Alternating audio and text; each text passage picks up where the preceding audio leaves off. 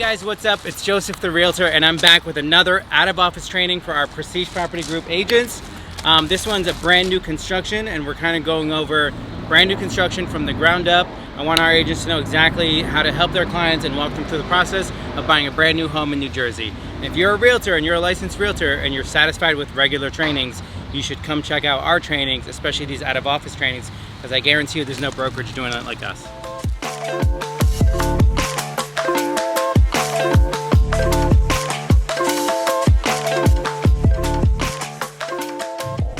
Setbacks are very, very important. Number one in a house. Every town has different setbacks, and every house has to be set back in a certain way.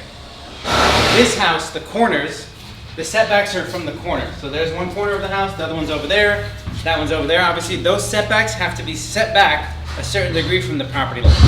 One house has to face this way because of setbacks, and that house faces that way. Now, I'm the listing agent. There's a couple things I need to know. Which house is more valuable in your opinion? Why? Because it's not off the main road.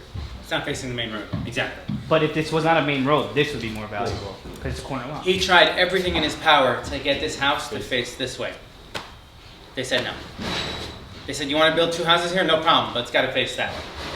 So he's smart. He's a very good builder. So he made all the walkways and the doors to the garage and a 6-car wide driveway, 6-car deep, accessible from this side of the street. You're never pulling in over there. And he's putting trees and bushes. Now when you walk into this garage, is there anything that stands out to you guys? High ceilings? High ceilings, why? Why? How? How did he get high ceilings in the garage? He made this lower. No? There's nothing above it. No? This room's above it. It's just the whole house is high ceilings. Every the whole house. every room is 9 feet tall. If you notice, this garage doesn't have the columns in the middle, support columns. This is a giant metal beam here. That is a $15,000 cost difference when you're building a house. And the builder thought of that beforehand. So that's something that you guys need to understand, and it's a huge selling point because it not only sells the garage, but it sells the builder. It sells the builder as a person. It means he's not just some asshole who's going to build a lot in a brand new construction. There's a lot of that going around right now. This is a proper new construction home. Everything was thought out, from the floor plan to shit like this. If you guys are showing a house, that's key to know too, because it not only knows that you know your shit, but you're representing the builder properly. That's why when you see new construction, these listing agents put the sign up and you don't fucking hear from them. Go look at the house whenever you want. I don't do that. You want to come see this new construction house? I'm fucking there and I'm walking you through the whole house. That's what a proper agent does. And that's how you get builders and new constructions. Proper representation. I don't just say it. I walk the walk. 2-car garage, Anderson windows. We have beautiful siding, roof. Now, what do we have? We have a shell. We have a brand new house that's a shell, right? And let me backtrack a little bit. The most important thing in a new construction house, yes, the lot is important, the taxes, the town, the location, but you can have the perfect lot, the perfect location, the perfect taxes, the perfect everything, but really fuck up on your floor plan. So I'm going to show you guys the floor plan of this house. We'll go over here.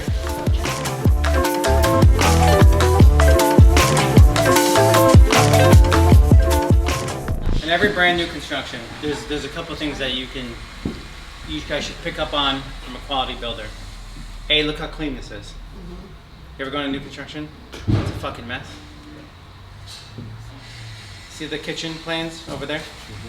They're hanging stapled to the wall. The floor plans are here somewhere. I don't know, I think, oh, they're right here. They're on the floor right there. So the floor plans are here somewhere. Yeah, I think that's a PVC, but floor plans are here. Floor plans on site, kitchen plans on site. I can sell this house. Builder knows what he's talking about. Kitchen guy can come here. Anybody can come here and look at this house and they know what they need to do. So you have a shell of a house, right? We got windows, we got siding, we got roof. What's next? MEP. What? Mechanical, electrical, plumbing.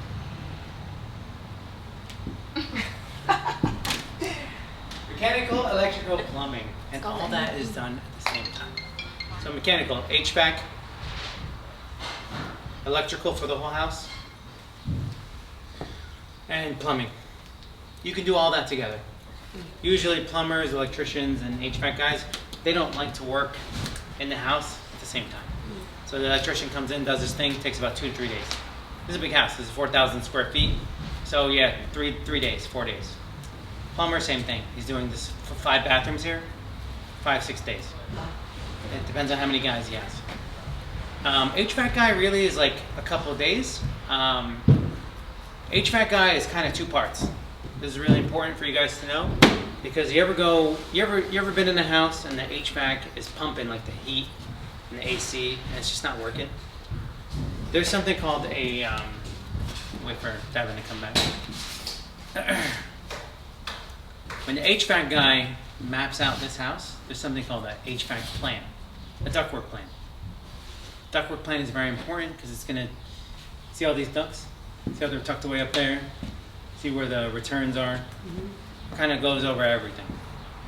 And it's very important for you guys to have. Actually, when I sell a house, the architectural plans and the ductwork plan, I frame them as a gift because it's really important to have. And you guys should do the same thing for your clients because they'll really remember you. Huh? Also, in case something breaks. In case something breaks, yeah, if they want to clean the ducts, if there's access panels, whatever it is. But it's really good to have.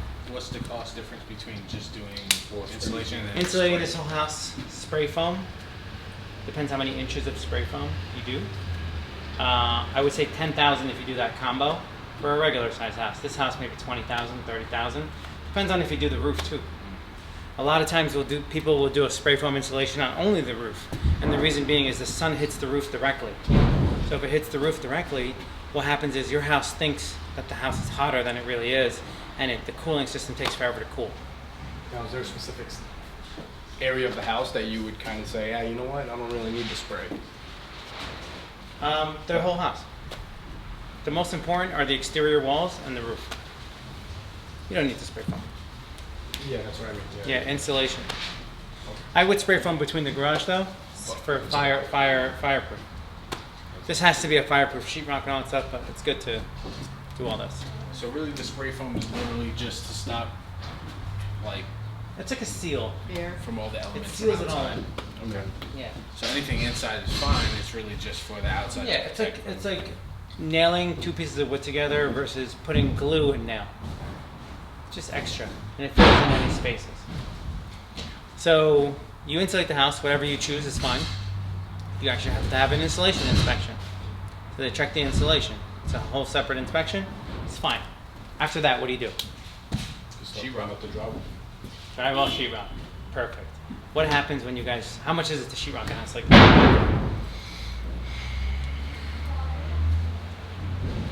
About 15 grand. I would say more because you have that giant entryway in the front. And when you have high ceilings, each floor is 9 feet, and you have a finished basement. Each floor is 9 feet. What happens is there's a lot of breathing that goes on in the house. So you do sheetrock and 3 coats of spackle, sand and spackle. Sheetrock, spackle, let it dry for an entire day, full day. Come in, sand it, put another layer of spackle in between the sheetrock. Sand it, whole another day. After the day, sand it, do it again. You know, when my dad built our house, after they finished sanding the spackle, he was in the house with a blower. A vacuum first. He vacuumed up all the dust, and a blower. And that's really good to do because there's no dust in between the walls. There's nothing. It's like very anal. He also, when they poured the foundation, he used to go there at night and water the foundation. Do you guys know why? It takes like 30 days to cure. It doesn't take 30 days to cure. A foundation is actually, these are pre-poured. But what is the main reason? He waters.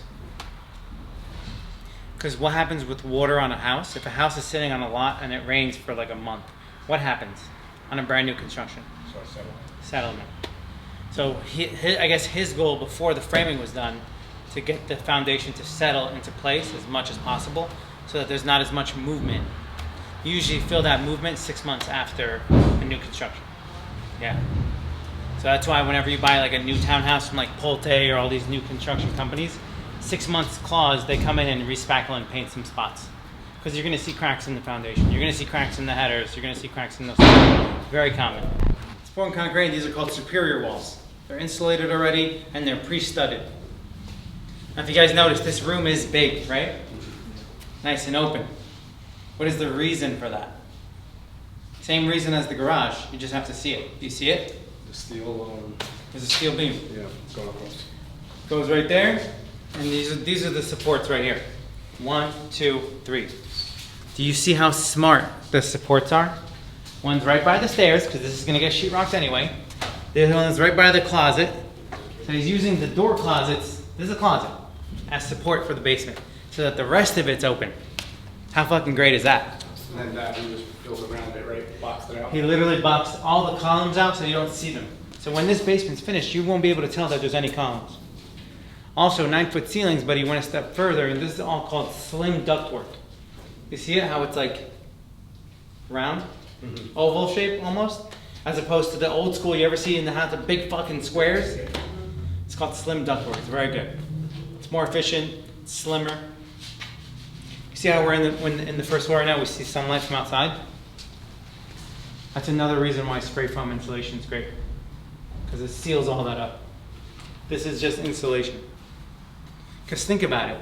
If you go to buy a brand new construction house, right? And it's just a poured concrete foundation.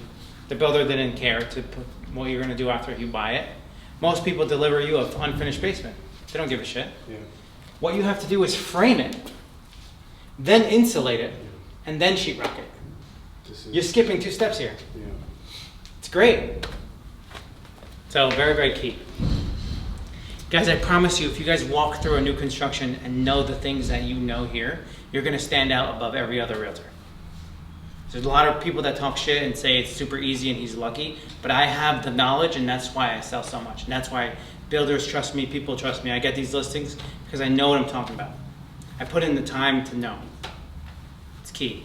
It's also good to know, because if this was already closed up, people would just be like, oh yeah, it's ductwork wrapped in. I love walking through a new construction house with a buyer. Yeah. And I'm not always going to point out the positives. This is just my listing. Yeah. I'm going to sell this. But if I'm representing a buyer, you could take this information that you know and use it to protect your client. Look at these columns over here. This is where he cut corners. You don't want to be super negative, especially if you're in a tough market. It's hard to find new construction. But if the builder sucks and the floor plan sucks and the location sucks and your client wants to see it anyway, you show it to your client and tell them why it sucks. And they see that you know what you're talking about, they're going to stick with you. If you guys notice, you have the ductwork, you have the hot and cold water, and you have the water supply. All run along in one proper way. You don't have the fucking plumbing over there and the HVAC over there. It's all done properly. And the reason for that, you said the big open space is because you're using metal, but if you were to use wood, you'd have to actually support, you'd have to put more support. If you were to use a microland beam, yeah. Well, this support carries to the garage. So this is the support for the garage. You can't support metal with wood. Metal. You can do metal wood, but never reverse. What about in terms of plumbing? So I know with it being like having a toilet, the bathroom in the basement, in terms of the sewage, is there a special design or a special type of Good question. that you would have to use in order? Yeah, so he probably has it underneath, but a toilet has to actually this is all, Because sometimes if you have like the system, so it would just push it up and then out. I guess Yeah. it all Has to have depends a on pump. where this. Yeah. has to have a pump. Mhm. You have to get it approved. By the I time. don't know if okay. he needs a pump here though. I mean, Situation. Majority in a basement, you need a pump. Yeah. You need a pump. To pump out the shit.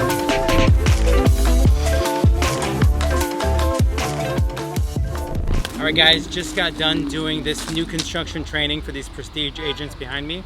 If you guys are looking to buy a brand new house, make sure you call me. If you're a realtor and you feel like you're not getting enough training, you are selling, but you want to take your sales to the next level and become an elite agent who's selling 40, 50 million in sales a year or more, make sure you reach out to me at Prestige Property Group Montclair. Me or my partner Rich can definitely help you guys out. Make sure you like and subscribe to my YouTube channel. Very important for me, means a lot. Helps me make these videos, and I gotta get out of the sun. It's too fucking hot. I'll see you guys later.